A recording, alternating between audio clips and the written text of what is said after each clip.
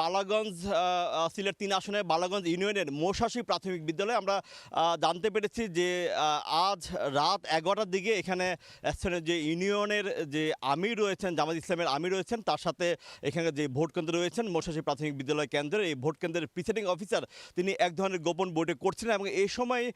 যেটি অভিযোগ উঠে যে এখানকার যারা স্থানীয় জনতা তাকে হাতে নাতে আটক করে এবং তাকে আমরা দেখতে পাচ্ছি যে পুরো যে কেন্দ্রটি কিন্তু এখন এই মুহূর্তে সেনাবাহিনী ঘিরে রেখেছেন। আমার সাথে রয়েছেন যে আপনার এক্সিকিউটিভ মিনিস্টার, আমরা তার সাথে জানতে চাইব আসলে পুরো ঘটনাটা কি এবং কি হয়েছে।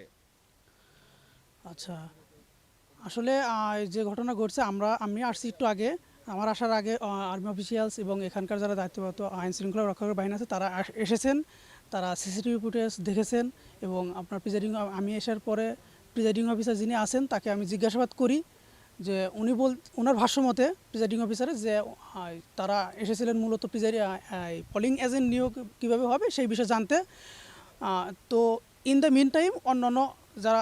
পাবলিক আছেন তারাও ঢুকে পড়েন এবং একটা কেওয়াস তৈরি হয়ে যায়।